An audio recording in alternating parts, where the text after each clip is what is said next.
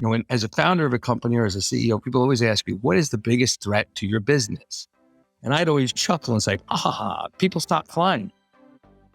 March of 2020, people stopped flying, right?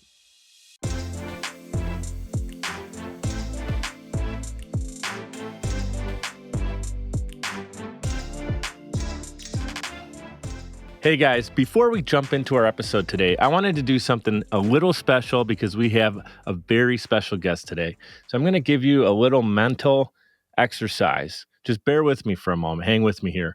Like if you're driving, don't close your eyes and try to do this mental exercise, but I want you to kind of envision this moment. So if you're just kind of hanging out, maybe you're in the backseat of an Uber right now or you're on an airplane about to take off and you just want to envision this, then cool, close your eyes. But you guys are like skateboarding, like our guest likes to do on the Miami coast, on the sidewalks right next to the beach, probably don't want to close your eyes while you're doing this. But I have this, I want you to envision this moment because I think today's episode you're really going to appreciate. So imagine right now, clear your mind for a second. Imagine that you're laying in bed, you're sound asleep, and your alarm goes off and you want to hit snooze, but then you remember that you can't because you have to catch a flight and you check your phone in a panic and it's 3:30 a.m. and you have to get moving to catch your 7 a.m. flight, right? You get to the airport, you work your way through TSA, all seems to be everything's going smoothly so far. You're kind of doing that fast walk, kind of think that you're not looking like a lunatic, but somehow doing the fast walk makes you look even more like a lunatic. Everybody knows what I'm talking about. You're absolutely starving though, because you didn't have time for breakfast. You didn't leave yourself enough time to get over to the airport. You barely have 20 minutes before you're boarding, right? The food court is nowhere in sight. You look over and there's kind of that like magazine stand with some stale candy nearby and you're contemplating if that Snickers bar is going to count as breakfast. Then you remember, why am I in a panic? Last night, before I went to bed, I downloaded the AtYourGate app on my phone. And I can literally order breakfast with the touch of a button on my phone and bam, a BB-8 looking droid from Star Wars comes rolling through the airport and delivers your fresh breakfast burrito to you, right? In a tin foil. It's still hot. It's in a temperature sealed bag, right? You wonder if you're still dreaming. No, you are at your gate and breakfast was delivered to you thanks to the app on your phone called AtYourGate, because the gentleman who's been waiting for me to finish this absurd monologue right now has created a solution so you don't fly hungry. Welcome to the show, the founder and CEO of AtYourGate, PJ Mastracchio. Thank you, Mike. It's great to be here. It's great to be back. And I got to say, that was very well done. I couldn't close my eyes, but I have been there in my life many times, hence the reason for this business. So well done intro. So. Yeah, I know many people who travel have had that experience. And I was thinking about it. I'm like, do I do the standard intro, bring him on, talk about his accolades? I'm like, what would actually be more impactful is if somebody thinks about why PJ started this company. And you actually had that experience. You were in corporate sales, right? And flying around, driving around, cruising around. And you were always like in that moment where you're running up to your gate and you contemplate, I don't have time for a meal right now. So you end up eating a Snickers bar, trying to pass that off as breakfast, right? You've been there. Yeah. I mean, the genesis of the company were really three instances that haunted me constantly as I built business throughout the country. And it started at 6 a.m. Like you said, I'd get to the airport and everybody had a 6:45 a.m. flight and everybody was in line for coffee. So I bypassed coffee and breakfast. And then I had the dreaded 40-minute connection because, as you know, Type A's like you and I don't want to sit in the airport for 3 hours. I want to get on the next plane.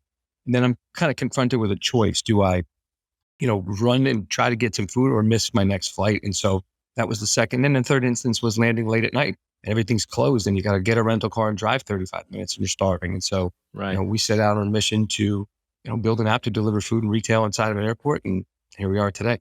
Yes, sir. And it, guys, you could check it out AtYourGate.com. It's just AtYourGate.com. They're all over on social media. And PJ's been featured on Forbes, Fast Company, New York Times, LA Times, USA Today, and also the Today Show. But hold on, guys. His biggest moment of all is right here. He's a return guest on Mic'd Up. Honored to have you, brother. Great to be back, dude. Thanks so much. It's really good to see you. And I'm proud of all your growth and how far you've come. So I'm really, really pleased to be here. it's funny. It was March of 2020 when you were on the show. We recorded in June of 2022, so 2 years ago. But March of 2020 is significant, especially in the airport industry, because when we recorded that episode, we had no clue. You may have had a little bit of a You had clue. no clue, right? You had a clue, but we didn't talk about it because you didn't bring it up, but I didn't know what was going on in the world at that point yet. And life has changed tremendously, and especially in your industry. So before we get into kind of the pandemic and what's going on there, I'd like you to actually give the backstory.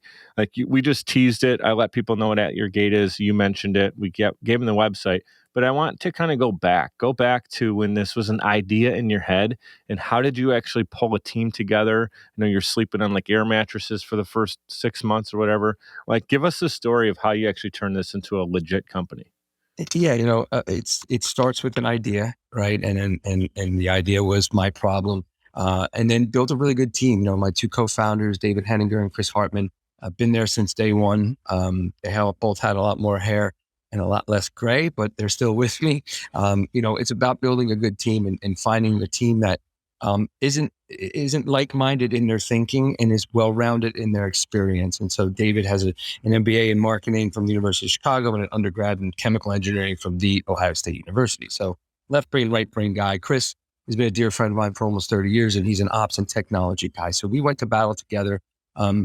Picked up a few other folks along the way. Tony Trincanella, who's a guy known since 1986, went to high school together. And it really built a strong team of guys that were really focused on doing this and doing it well. And it took us until 2017, about a year and a half, before we convinced an airport to let us try this. And while everyone thought this was a great idea, airports are extremely risk averse. And so their question was around, this sounds like a great idea, go figure it out in someone else's airport. And so about 35 or so airports into it, San Diego Airport said, let's dance, guys. And so, Dave, Chris, Tony, and I moved into, as you referenced, a glorious 1-bedroom, 1-bath apartment on J Street in the East Village of San Diego. And we grinded on it. We took, as we say, a full measure. And that included, timing, how long it took to get from restaurants to gates, finding where employees congregate and work so we can add those delivery locations, getting our security clearances to go in and out of TSA and then in and out of secure doors and down onto the ramp. And in January 2018, we launched the business and we got our first order. And for the first 5 months of the company, it was really the four founders are making deliveries. And, we slept in the airport a few times. Well, I caught Tony sleeping in the airport a few times, but no, we really grinded on it. And, and in the airport, the San Diego airport gave us a shot. And so in our mind, they believed in us. So we were not about to hand this over to just anybody right away. We didn't have a second airport, and we knew if we didn't do well here, there wouldn't be a second airport. And that's really the attention to detail. And as the team likes to say, we like to deliver with distinction.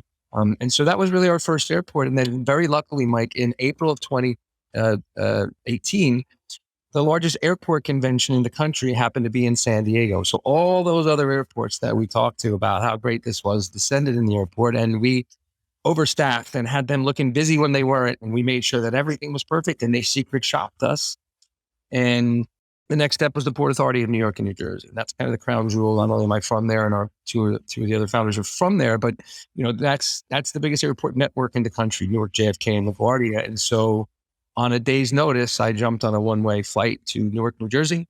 I slept on a friend's couch in Jersey City. I rode the train to Newark Airport, and I delivered food again. And so rinse and repeat 4 times. We opened JFK, LaGuardia, in Newark, and then I was able to pull myself back out of that grinding role of delivering food along with the other founders. We were able to, at that point, hire and train staff that we needed to go ahead and build this great business we have. Holy smokes. I'm going to pause you for a second because you just unpacked so much. So first of all, idea, couple guys to support you in the madness, and you all believed in each other. 35 no's. You walked into different airports 35 plus times. They all said no. They wanted to see a proof of concept first. They didn't want to be the guinea pig. San Diego becomes hey, let's give this a shot. And what I liked about that, and the reason I wanted to pause this for a second, for entrepreneurs, something that you did, PJ, I want everybody to catch this.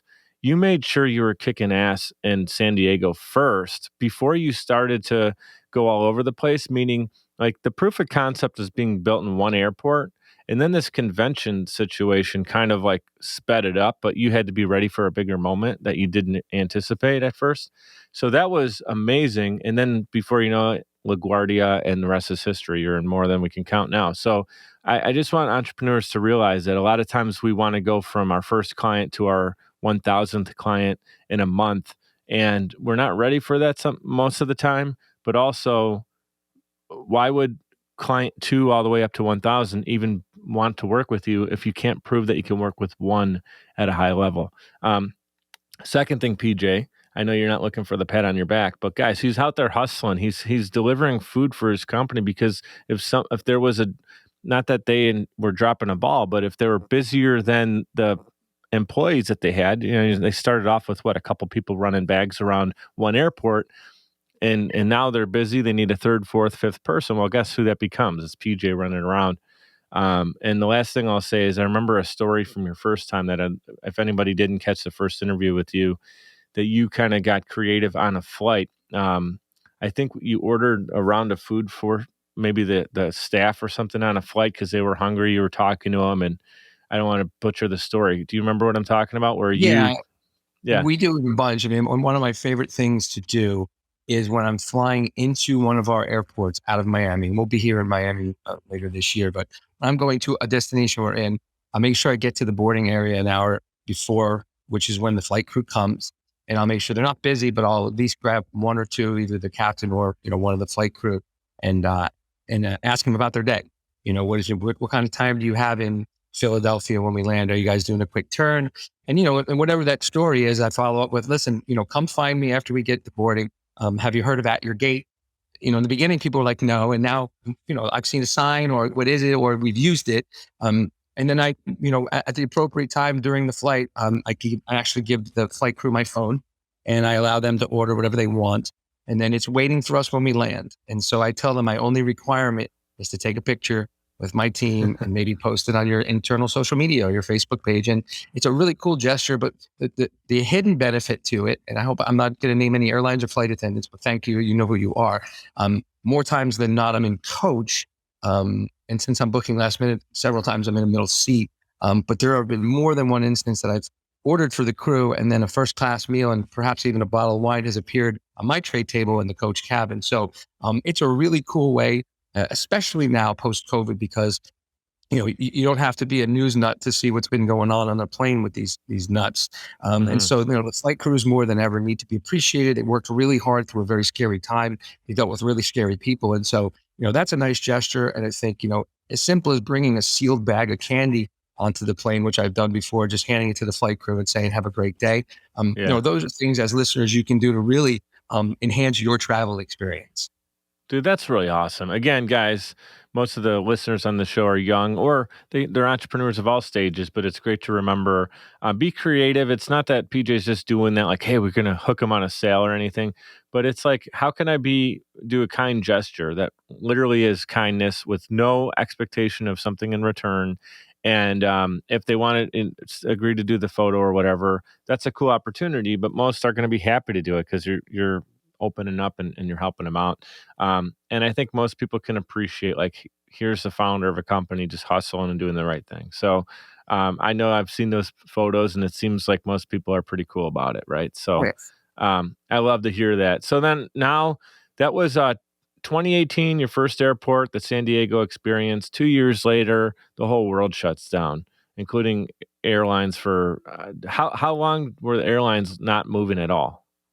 I mean, just to put numbers in perspective, on an average day, 2.8 million people fly across the U.S. Okay. Mm-hmm. March 18th of 2020, 87,000 people flew across the entire country, which is roughly a day at LAX. So it's as close to a shutdown as you can have. And, for those founders on the call here, I think this is a good moment to tell this quick story is, as a founder of a company or as a CEO, people always ask me, what is the biggest threat to your business? And I'd always chuckle and say, people stopped flying. March of 2020, people stopped flying, right?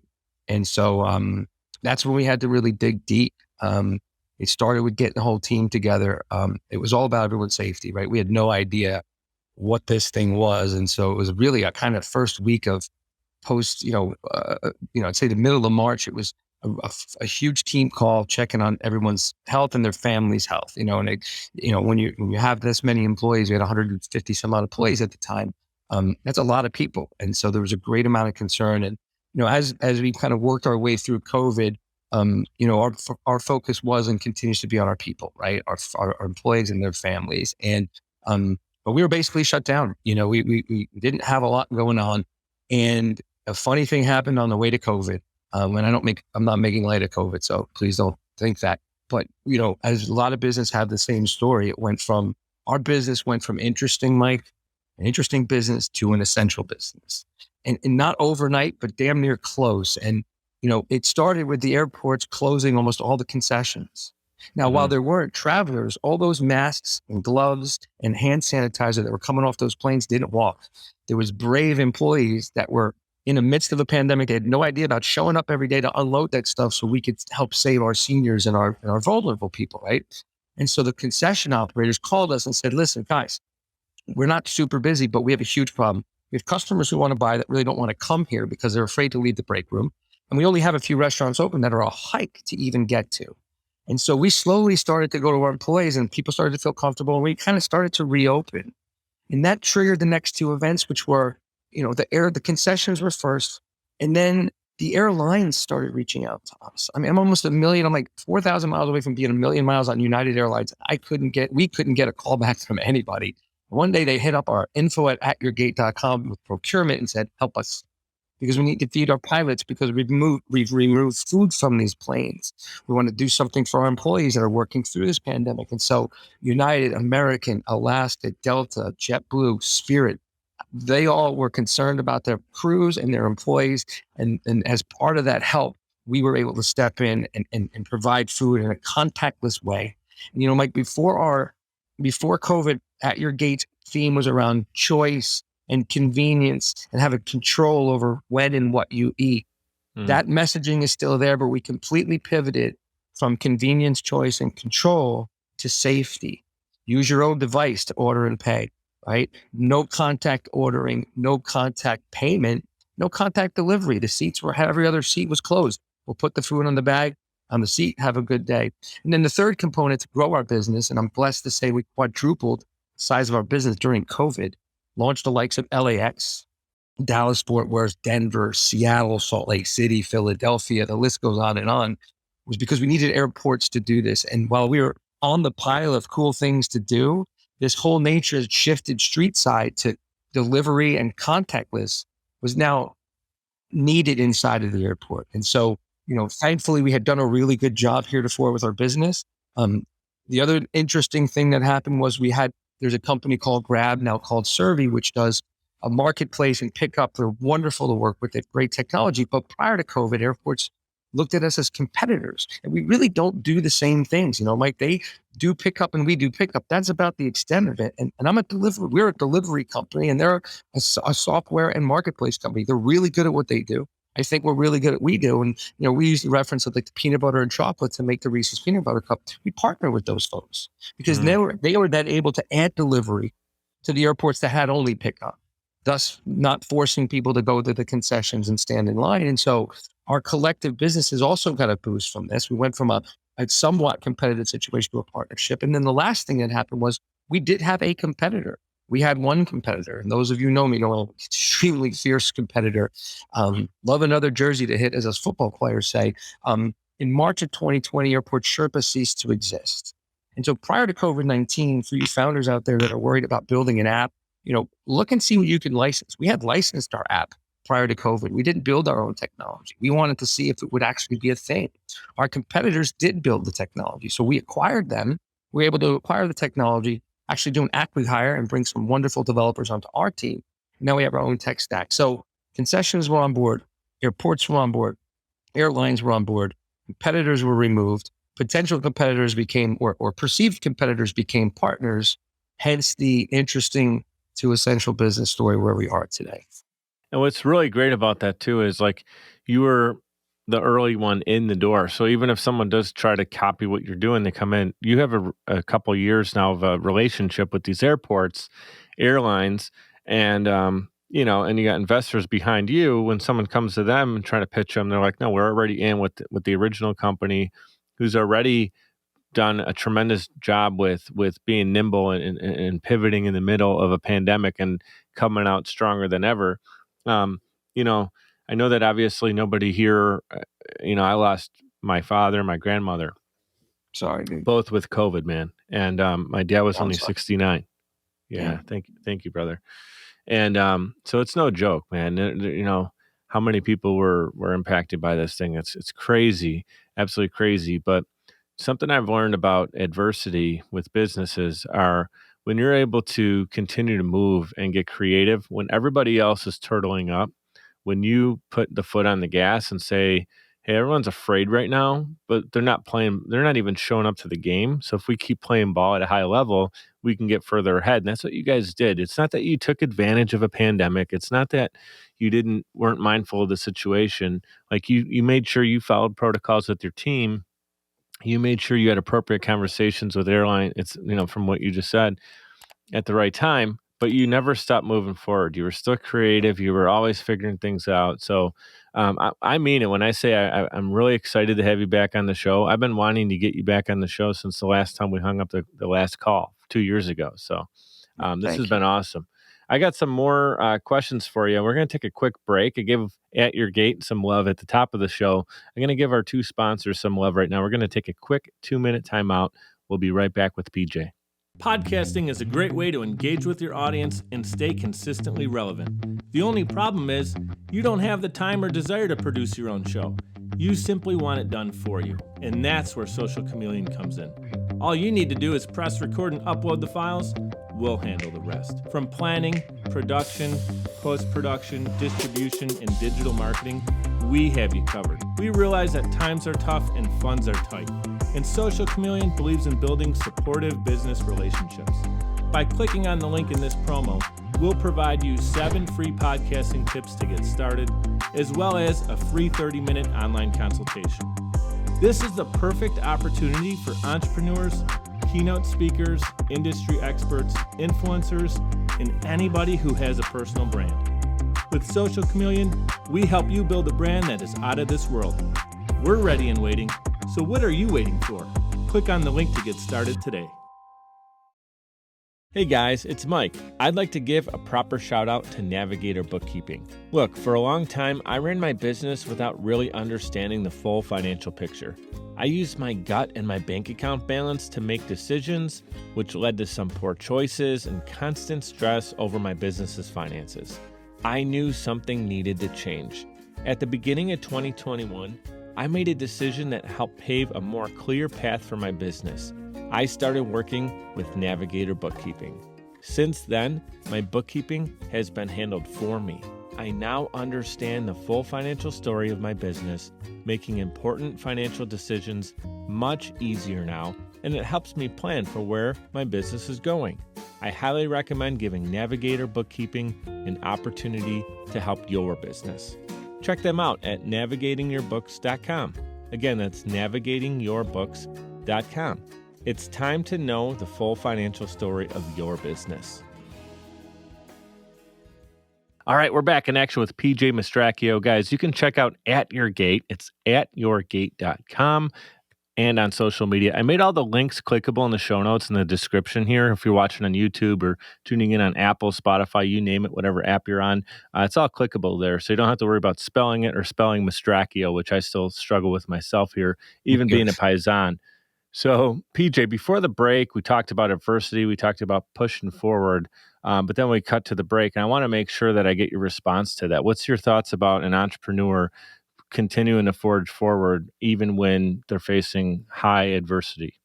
Yeah, it's first of all, it's around duty of care to your investors, right? We have a duty of care to their money, and so you always have to put who's behind you first, right? If that makes sense. And so, the first thing is we need to protect our investors who put their hard-earned money behind them, behind us as a team. And Mike, you mentioned about continuing to go forward, and I've always lived my life, as long as I can remember, since high school anyway, by two Latin phrases. And the high school I went to, Seton Hall Prep in New Jersey, shout out to best education in the world. The prep crest was hazard zet forward, which in Latin means no matter what, go forward. And so I've always, lived my life by that phrase. The other Latin phrase that I live by, and now it's perfect for this time, is ordo ab chao, which in Latin means out of chaos comes order. And so if you think about COVID and our business and travel in the midst of a global pandemic,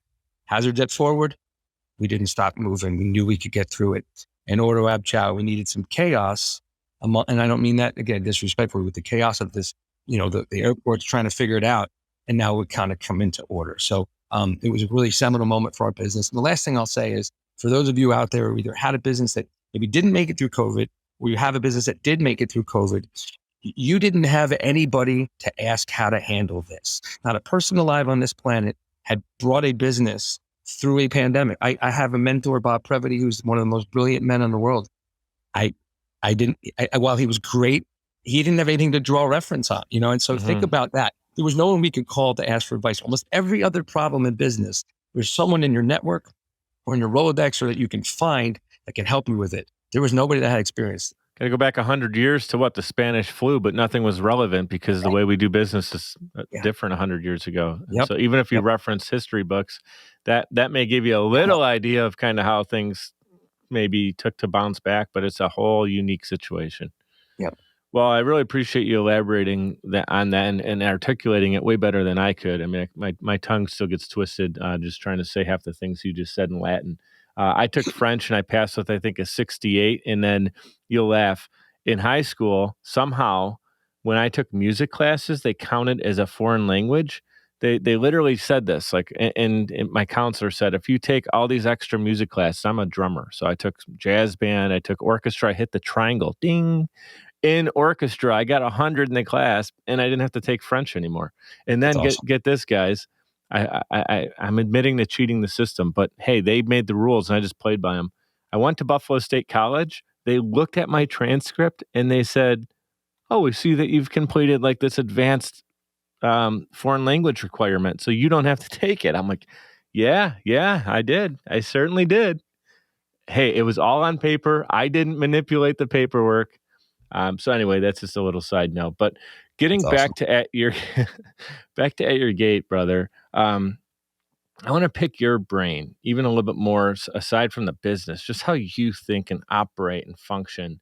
I want to know what keeps you inspired every day and striving for excellence. There's this thing about you being wired. Where does that come from? I don't know. But however I am wired, I make sure I don't waste the talent or whatever, God has given me. I know I have boundless energy. I don't drink coffee. I don't take stimulants. I really don't. And so, for me, it's around harnessing what I'm good at and knowing what I'm not good at. And so it starts with knowing who you are. I think the second part of me is that I'm really comfortable with who I am as a person now. I'm not perfect, obviously, but I really try to be a servant leader. I try to put others first, or at least as many times as I can. And so it starts with you as yourself and understanding your talents. And one of my talents is to be able to be very genuine with people and make them feel comfortable and not in a fake way. And so, as I'm 50 years old now, I've really learned how I can go into a networking event, be genuine and be comfortable around people and get them to understand who I am. And so it starts with kind of understanding who you are as a person. And then the other part of it is having a balance in life, and doing things for yourself. As you mentioned, I love to skateboard, and I'll do a couple, 3, 5, 6 miles, depending on time and weather. In the mornings, I got really into fishing about 8, 9 months ago. Amy bought me a bunch of fishing stuff. Wow. And I've been fishing 2, 3 hours in the mornings and a couple, 3 hours a night right off the beach here. Caught a big ass barracuda last week. And so I guess my point is having some time for yourself, whatever that may be. And sometimes you have to really dig in. If you're an exercise person, I have to get up at 6 in the morning to get in the gym sometimes because you're going to be busy. And so whether it's a gym, skateboard, fishing, whatever, yoga, meditation, have some outlet for yourself and give yourself some time to think. I get more work done in my brain throwing a line into the ocean at 6:15 in the morning while the sun's coming up than I do, most of the day, because I'm kind of managing my schedule. It's important to have that switch, the brain switch into kind of the off position where you're just kind of letting things come to it. You need to let it fill up too, instead of just give, give, give. And I feel like when we're in our meetings throughout the day and getting to the meetings and thinking about what we're going to say and doing the meetings, we're not in take mode. Like we're not letting the universe come to us. We're just trying to dictate everything. And it's really healthy, from my personal experience, to clean your mind and just clear, it's the word I'm looking for, and allow that to happen. And putting a line in the water there for a couple hours in the morning or at night's a perfect way to do it. That's great to hear, because guys, I've interviewed over 130 people. I don't think there's any person I've ever interviewed that's on the road traveling, or obviously in airports, more than PJ. He's in go, go, go mode. But I have become his friend, and I'm following you on Instagram, and I know that you do skateboard and that you're out there with your dog and Amy. And um, why I bring that up is I think it's super important for you to still be you, because otherwise, yeah, aside from burnout, like, you have an identity, and if you're not happy with the person who you are at the core, what's all the other stuff for? Like, if At Your Gate is super successful, but you become a person that you absolutely are miserable with, that's not serving. So do you just hard schedule yourself? Like, nobody can get a hold of me from 5 a.m. until 7 a.m. so I can be out there?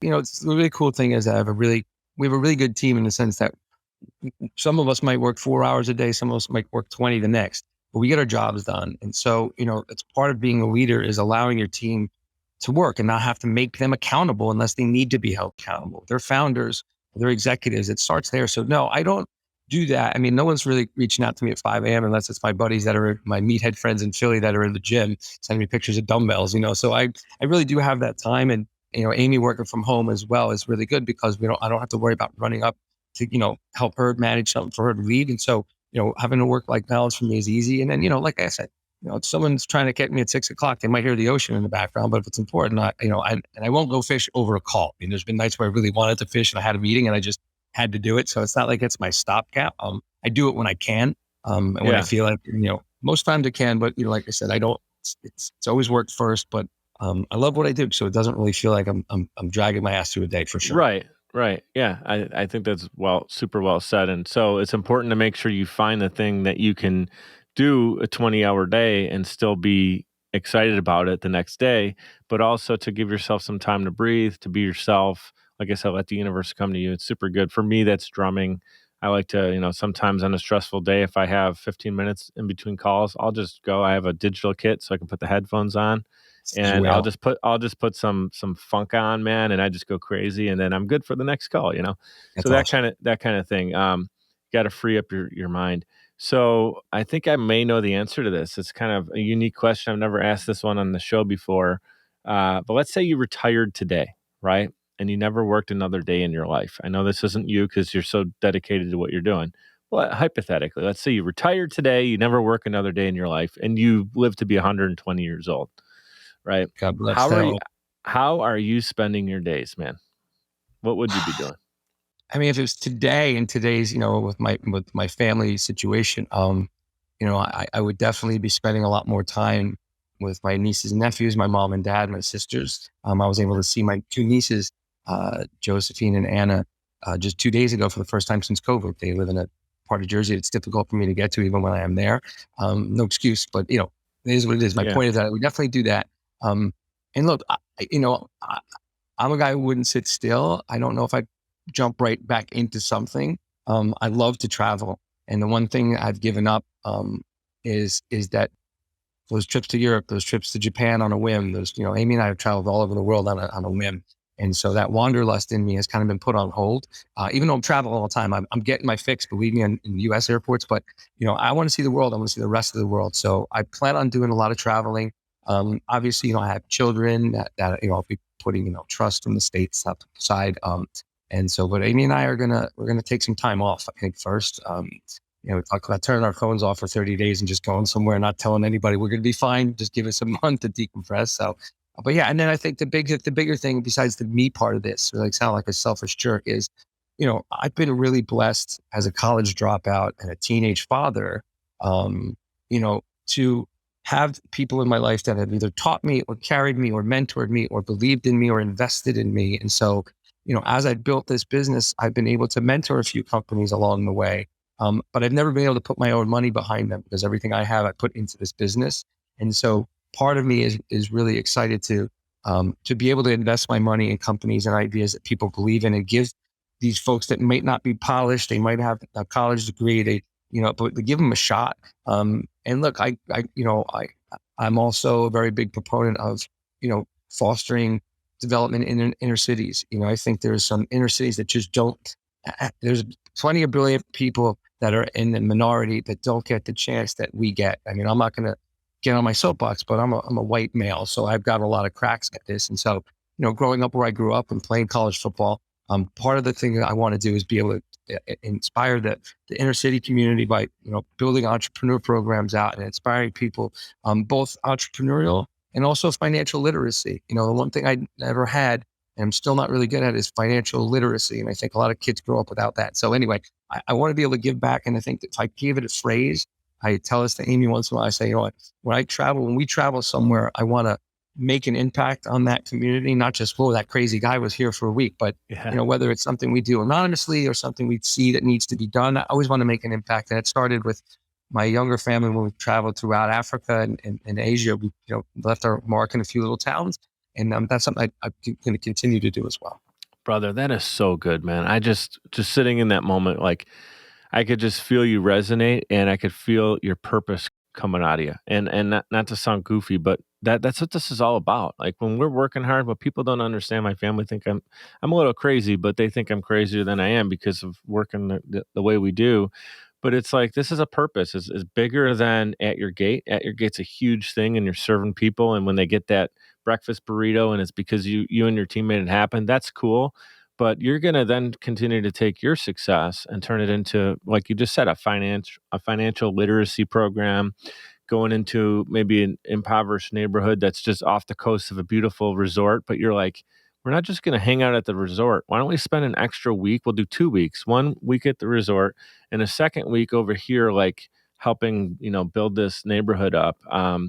That's special. And that's like you actually tapping now into leaving this planet better than it found you, or you found it, I should say. Like on our day one, right? We have our day one, and we don't know when our end date is, but your goal, and anyone who's listening to this, think about, what is your goal? Ask yourself, if you haven't thought about this yet, how are you going to leave this planet better than you found it, right? That is a really, really cool conversation. That's a mic drop moment right there. We talked about Amy. I don't want to move past this. I got a couple extra questions for you, and then I know you got a jet, no pun intended. But being an entrepreneur is not easy solo, and it's also not easy as a couple. I've been in relationships, with the madness too, and it's really difficult to like give your team the time, yourself the time, Amy the time. So it takes a special kind of crazy that gets it. So it sounds like Amy's that. Can you talk to our entrepreneurs that are either in relationships or having a hard time finding someone who's going to be okay with the fact that they may be going 20 hours a day before they get a day off? So, update, if anyone heard the last podcast, Amy just celebrated her 2-year anniversary with At Your Gate. Oh, no kidding. So, It's awesome, man. After, Amy was in the very first meeting when I had this idea. I went to a dear friend of mine, Jeremy Skyver, who has Skyver Agency. So she's been with us since day one, but Amy created and then hired and trained our entire customer support network. So when you talk about someone who's invested in the business, emotionally, financially, and physically, anything that is a problem comes into this apartment, and right on that wall, on the other side of that wall, is our help desk. Amy's, got about 5 or 6 employees that work for her. And so the work-life balance is interesting, but we both work for the same company and the same cause. And, there are times where we each have to kind of vent about our days, and it's the same company. And so, having that balance, and she's really good about that, knowing that I'm like the only person next to her she can vent to, but also understanding that I'm the CEO and I got to go get on the call. And I have to remember that she has no one she can vent to right away. So I have to listen. And so she's done a wonderful job of being able to balance that, and to see her work and, to actually physically see her. I mean, a lot of us have spouses or partners that work, but we don't sit at their desk or see them work or bring them lunch in the middle of a call. And so it's really cool to see that side of her. I loved every other piece of Amy, but to see work Amy, dedicated Amy, busy Amy, frustrated Amy, all the things that come with work. That's really neat as her man to see. So it's been great for us. Is it all perfect? No, of course. There's going to be days where we're both, out there. Yeah. And so it's been good. And even when I do travel, she's got to hold down the fort with the 2 pets and work. And maintain a place. So we're great. I'm super happy, so super in love with her, and we are working together now. And I think the last thing is that Amy's got, she's got a piece of this company. She has shares in the business. She continues to earn shares in the business, and that's something that when folks contribute, they should be rewarded. We don't just do it for her. Obviously, all of our employees do, but we're speaking specifically about Amy. And that's important to give folks that work for you something that shows them ownership, that's tangible. It may never be worth anything. It may be worth $1 billion, but for someone to do a job and say, wow, I got another 10,000 shares for my effort or whatever it is, that's important. So, yeah, and then listen, when Amy doesn't work weekends, neither do I, unless there's someone in town or an event. So we, still get all day Saturday and all day Sunday, and we live together. We're on top of each other all the time. So it's a nice balance where we don't need to see each other. And then breaking it up with a trip or two, every other week is good. So we're good. I love the fact she works for the company. I love the fact she's really good at it. And I never worried about it for a minute, but the last thing I want to do is carry someone that's like, oh God, she's really great at it. People love working with her. And she's become very close with a lot of our employees. So it really does have that family feel. So I'm super proud of her, and she's killing it. Brother, cheers to that. Cheers to Amy. Tell her This I is said hello too. cheers. I know we haven't met even on a call or anything, but yeah, just give her my love, and it makes me really happy to know that you guys are doing well. In 10 years. many ways, 10 years, brother. 10 years. That is no joke, and especially considering how crazy things have been for you, that you're doing better than ever, it sounds. So that is amazing to hear. Feel pretty good. Let's do this. We got a couple extra minutes here. One of the things that I wanted to tap into you for this interview and pick your brain is how well you've been able to get investors to believe in you. And you don't have to share exactly who they are, how much it is. If you don't want to, that's fine. But one of the things that I know I've had to do a lot of research on, and to make sure you don't get screwed over and do it the right way, is how to find investors in your company. So someone's tuned in right now and they're like, PJ, like, help me just figure this thing out. What would be the first thing you tell them to do? So the very first thing you need to do is find yourself a good attorney. Okay. Jay Bettinger's been our attorney since day one. He's with Holland and Knight, which is one of the premier, if not the premier law firms in the country. Get yourself a good attorney, get yourself a good accountant or a finance person, because the what you do now to form your entity, if you don't do it right now, the problem will be exponentially bigger when you go to sell a business. Trust me, sold a business, and if we had set things up a certain way, we probably would have all saved a bunch of money, but that's living and learning, right? So what I did is I said, get me super smart people. So, and if you have a brother-in-law who's an attorney, you got to know an attorney, even if he's a real estate attorney. I used LegalZoom. I 7 years ago in May, I formed an LLC on LegalZoom just to lock it up. But, forming the entity is one of the most important things. And that's, again, depending on your company, you'll get some advice on that. And a lot of this you can look online, but, be buttoned up. From there, it's around crafting that story of what it is, right? And I like to say there are 5 slides or 5 points. It's problem, right? Solution, and then the team, right? Who's going to fix this? The talent, the team, the traction. Where are you with this? And then the ask, right? So you got problem, people are not able to eat airport. Solution, I'm going to feed them, right? Team, David, Chris, Tony, and I to start. Traction, got an airport that said yes. Ask, I need $2 million, right? Now that's the first step, is get set up and identifying what you need. From there, it's around what kind of capital do you want to raise? So every business that wants to raise money has a valuation, right? So if you use simple numbers at $5 million valuation, and you're going to raise $1 million, that's 20% of your company you're going to give up. Now, how you take that money, there are a few choices. For those who are young or new entrepreneurs, there's a document called a SAFE, Simple Agreement for Future Equity. You can download it on the Y Combinator's Google SAFE agreement. And it's a free document. So save the legal fees on that. That is essentially, you're selling not exactly shares if you're an LLC, but you're basically saying you're going to invest in my company, and when we issue shares, you're going to get X amount of shares. And so that's a simple document to use. It's widely used in the startup world.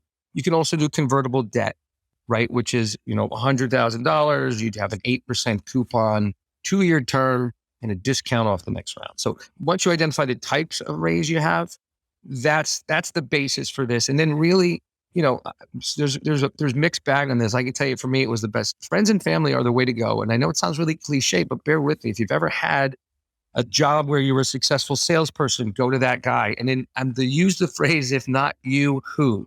Don't give up when someone says no. Say, okay, you've invested in real estate. Okay. But you got to have friends that do this, all right? Your golf club, or, don't badger people, but these are friends. They want to help you. So even if it's not them, don't text your friend 10 times or you're going to do it. First friend I called, one of the first friends I called, and I won't mention his name, but dear friend from high school, I called him because he was in finance and I wanted to ask him kind of who he knew. And he said, well, dude, I've known you since freshman year playing football alongside you. I'll put in $25K. So don't discount your network. Ask them to help you. If you're uncomfortable asking for money, have your story straight and call them, say, Mike, I'm trying to raise $100,000. This is my business.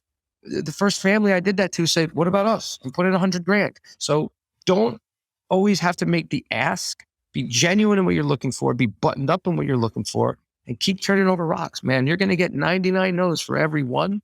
And the last thing I'd say is, obviously you have to be consistent in what your offering is, but be consistent in your story. Be consistent in your goals. And if your goals change or your business pivots, don't be afraid to go back to those no's and update them. You never want to leave a no. And a lot of the no's are no, not right now. PJ, de-risk this a little bit, or we need you to see at a $1 million ARR. There's always going to be goals, and ask why not, and collect that information. If 10 out of 10 people tell you this is a really stupid idea, take a deep breath, take a step back and look at it. We had 5 out of 10 people tell us it was stupid. So we figured we had a 50-50 shot. And then the last thing I'll say is, one step I did miss is, if it's something new, do your research, do some market research, put together a survey monkey and send out questions to 100 of your friends, or do a Facebook poll. If you're worried about getting the idea out, de-identify it. But, we did market research. I had a dear friend, Robert Denise. He has a market research group. And we asked him, how many times do you travel? 12 times a year? Great. You're in the survey. Would you pay for it? How much would you pay for it? Would you recommend it to a friend? And we got overwhelming the answers we wanted. People would pay between $5 and $10. They would love this service. They think it's needed. So, do your homework. And look, if the folks out there are listening to this, Mike knows this. I'm very open and willing to help. So if someone really does want some advice and talk granularly, find me on LinkedIn, PJ Mastracchio. Shoot me a note on there, and I will promise you I will carve out time to help. Yeah. Wow, guys, right there. If you don't take them up on that, but again, be professional, be prepared to come to PJ with some great questions, because his time is extremely valuable, as we all know, and as is yours. And that's really great, man. And thank you for peeling back the kind of the triple layer of that whole thing, like the crowdfunding, but also kind of going more the traditional route too, and the different ways you can kind of peel it. Really good to know. I'm definitely going to pick your brain on that further, because I'm kind of getting into the early rounds of doing that for our company. And I feel like we're ready to say, hey, here's what we've done organically.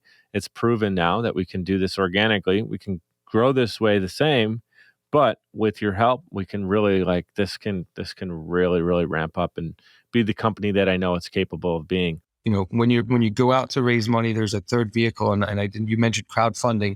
I failed to bring it up, but we did a campaign on WeFunder where we raised almost $600,000 at $100 minimum. And we're launching another one. I don't know when this is going to air, but wefunder.com/AtYourGate. You can invest as little as $100 in the company. And so that was a great vehicle for us. And the reason we did it, even though we had raised $10.7 million heretofore for this company, is we wanted to test the public markets. We wanted to see, is there an appetite for this? If we did an IPO in 18 months, would people say, wow, that's really neat. No one else is doing this. They're in all the major airports. They don't have competition. They have the airlines, And so we put that story out there, and, 1,000 people put in $600,000. So about $600 average per person. And we got 1,000 new customers when we did it. And so that's a great way to test your product. We looked at all the platforms. We love WeFunder. We selected WeFunder, and we're going to continue to work with those folks. But I'd encourage you to look at Republic, look at Start Engine, and look at WeFunder. If you're looking to do a Reg CF, it's a great way, again, to see if there's interest in your business and to test the public markets for maybe a future IPO. I'm one of those people. Yeah. When you started WeFunder, I think it was when we did the first interview. That's right. You're an investor. I jumped on it. So I don't know how.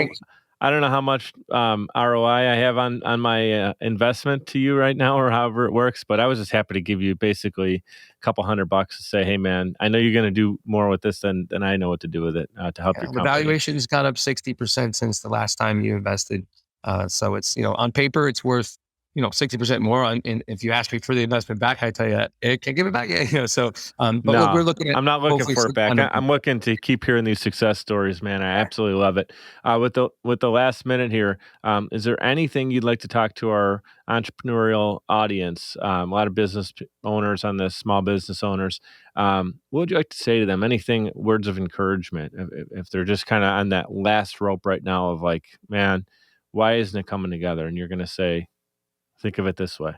Yeah, I mean, look, we had many pitfalls and stops in this before COVID, where we had literally the CEO of a major airline venture firm close our laptop and kick us out of her office and tell us the stupidest idea she's ever heard. So if you believe in what you're doing, keep going. Keep grinding on it. Don't drink your own bathwater, though. Make sure that other people are giving you feedback on what you're doing. You don't want to get caught up in thinking everything's perfect, but keep guiding. And what I always tell people is, you can always go back to what you were doing before, but you don't want to go back, right? And so if there's a way for you to push through and push forward, the other thing is, don't be afraid to ask for help.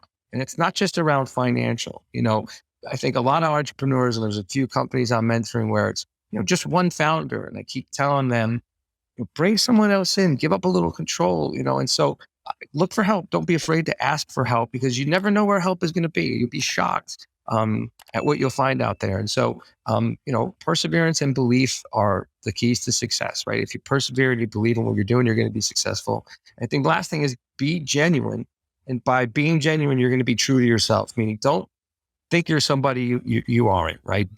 Understand who the hell you are and what you're good at, and focus on how you can be great with that. That's the whole part of life, is harnessing what you have. Right? I'm not a book smart guy. I didn't graduate from college. I don't have any kind of degree, but I know that I can work really hard. I'm not scared of anything. I'm honest, and I will fight for every last inch. You got to have that mentality and look deep within yourself. Everybody has it in there. So dig deep, hazards at forward, man. Just keep moving forward. I hear a little Ziggy Marley in my head. Be true to yourself playing. I got PJ kind of coasting off the Miami coast there on his skateboard. What a beautiful ending. Guys, go back, listen to that last 3 minutes again, because that right there could have, be an episode in itself. Everything PJ just gave it to you there in the quick. We saved it the best for the last moment there. PJ, thank you so much for your time. I am totally honored to have you as a friend. I tell everybody this, man, be great, be grateful. It's what the t-shirts are all about. Guys, if you want one of these t-shirts, it's available on mikedupmerch.com. All the proceeds, I'm giving it away to charitable causes that are heavy on my heart, so you can check that out. PJ, thank you so much for your time. And next time I'm in Florida, I'm going to come out and get to meet Amy in person and maybe catch you on a Saturday or Sunday, and I'll be standing next to you trying to catch the next barracuda. I got a couple rods here. You're more than welcome. Mike, thanks so much for having me. And look, congratulations on all your success. You've become a great friend. I love our random texts to each other when something reminds us of something we've done. So usually football. yeah, here we go. So, but anyway, thanks again. And again, congrats on all your success. It's great to see you grow. And like you said, be grateful. Yes, sir. Thank you. I'd like to give a huge shout out to everyone for tuning in, especially those who listen all the way to the end to hear this message. Seriously, I appreciate you, and my guests do as well. Giving a quick reminder to subscribe to this show. It's completely free and will allow you to receive notifications when new episodes are released. If you'd like to provide a tip as a gift, you can do so via patreon.com/MikeDup. It's spelled MIKED up. Patreon.com/MikeDup. You can give as little as $1 per month or as much as you'd like. Every dollar is greatly appreciated and completely unexpected. Appreciate your reviews and your messages coming in on social as well. Keep them coming. Your feedback is valuable and absolutely means the world to me. You can check out more episodes and content at mikeduppodcast.com. We're powered by Social Chameleon. You can also follow me on Instagram. That's where I'm the most active, and it's at Mike DiCioccio, MikeDiCioccio. Thank you so much for your continued support. You guys know what to do. Be great and be grateful.